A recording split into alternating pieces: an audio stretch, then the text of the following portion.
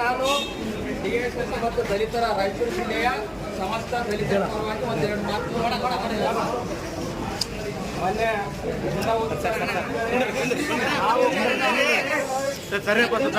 ಅವಧಿಯಲ್ಲಿ ನಮ್ಮ ಹೋರಾಟನ ದಲಿತರ ಸಮಸ್ಯೆಗಳನ್ನ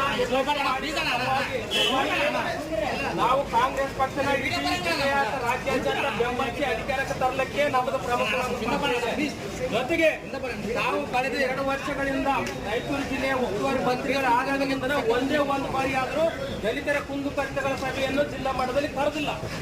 ಇದು ಅತ್ಯಂತ ಖಂಡನೀಯ. ಯಾಕಂದ್ರೆ ನಮ್ಮ ದಲಿತರ ಬಗ್ಗೆ ಅತಿ ಹೆಚ್ಚು ಕಾಳಜಿ ವಹಿಸಿರ್ತಕ್ಕಂಥ ತನ್ವೀರ್ ಸೇಠ್ನಿ ಸಂದರ್ಭದಲ್ಲಿ ನಾವು ನೆನಪು ಮಾಡಬೇಕಾಗ್ತದೆ.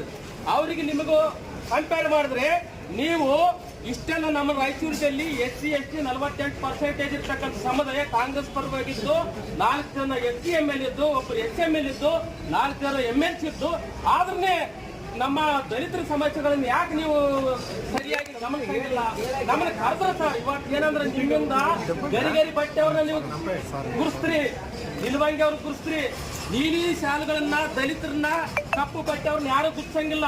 ಇವತ್ತು ಇಡೀ ಜಿಲ್ಲೆಯಲ್ಲಿ ವಸತಿ ಸಮಸ್ಯೆ ಇರ್ಬೋದು, ಭೂಮಿ ಸಮಸ್ಯೆ ಇರ್ಬೋದು, ನಿವೇಶನ ಸಮಸ್ಯೆ ಇರ್ಬೋದು, ಸಾಕಷ್ಟು ಸಮಸ್ಯೆಗಳಿದ್ರು ಸಹಿತ ಈವರೆಗೆ 2 ವರ್ಷಗಳ ಅವಧಿಯಲ್ಲಿ ತಮ್ಮ ಅಧ್ಯಕ್ಷತೆಯಲ್ಲಿ ಮಾನ್ಯ ಜಿಲ್ಲಾಧಿಕಾರಿ ಅಧ್ಯಕ್ಷತೆಯಲ್ಲಿ ಯಾಕೆ ನೀವು ಮೀಟಿಂಗ್ ಕರಿಬಾರ್ದು? ಯಾರು ಮಾಡಿಲ್ಲ ಈವರೆಗೆ. ಅಲ್ಲ ಸರ್, ಈಗ ಅಟ್ರಾಸಿಟಿ ಕೇಸು ಮಾಡಿದ್ರೆ ಅಟ್ರಾಸಿಟಿ ಕೇಸ್ ಅರೆಸ್ಟ್ ಮಾಡಿಲ್ಲ ಸರ್. ಈಗ ಹೆಂಗಾಗಿದೆ ಹಣವಂತರವರಿಗೆ ಕಾಲ ಇದಿಲ್ಲಿ, ಬಡವರಿಗೆ ಮೊನ್ನೆ ಯರಿಗೆರೆ ಪೊಲೀಸ್ ಸ್ಟೇಷನ್ದಲ್ಲಿ PSI ಅರುಣಕುಮಾರ್ ರಾಠೋಡ, CPI ಲಿಂಗಪ್ಪ ಅವರು ಏನು ಮಾಡಿದ್ದಾರೆ, ಜಾತ್ರೆ ನಿಮಿತ್ತವಾಗಿ ಅಲ್ಲಿ ಕ್ಷುಲ್ಲಕ ಕಾರಣಕ್ಕಾಗಿ ಜಗಳ ಆಗಿದೆ. ಆ ಜಗಳದ ಅವಧಿಯಲ್ಲಿ ತ್ರಿನಾಥ್ ನಮ್ಮ ದಲಿತರ ಮೇಲೆ ಹಾಕಿದ್ದಾರೆ. ಏನು ಇಂಜುರಿ ಇಲ್ಲ, ಬೇಕಾದ್ರೆ ಅವನಿಗೆ ಕಳಿಸಿ ವಿಚಾರ ಮಾಡಿ. ತ್ರಿನಾಥ್ ಏನು ಹೇಳ್ತದೆ, ಅಟ್ರಾಸಿಟಿ ಏನು ಹೇಳ್ತದೆ? ಅಟ್ರಾಸಿಟಿ ಕೇಸ್ನಲ್ಲಿ ಅರೆಸ್ಟ್ ಮಾಡಿದೆ, ತ್ರಿನಾಥ್ ಸುಳ್ಳು ಕೇಸ್ ಹಾಕಿ ಅರೆಸ್ಟ್ ಮಾಡಿ ಜೈಲಿಗೆ ಕಳಿಸಿದ್ದಾರೆ. ಅಂದ್ರೆ ಇಲ್ಲಿ ಏನಾಗಿದೆ, ಜಾತಿ ತಾರತಮ್ಯ ಎದ್ದು ಕಾಣ್ತಾ ಇದೆ. ಜಾತಿ ತಾರತಮ್ಯ ಇಲ್ಲಿ ದಲಿತರ ವಿರೋಧಿಯಾಗಿ ಆಡಳಿತಿದೆ.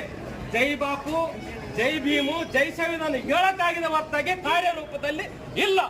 ರಾಜಕಾರಣದಲ್ಲಿ ಜೈ ಭೀಮು, ಜೈ ಭೀಮು, ಜೈ ಸಂವಿಧಾನ ಇದೆ. ಅಧಿಕಾರಿಗಳಲ್ಲಿ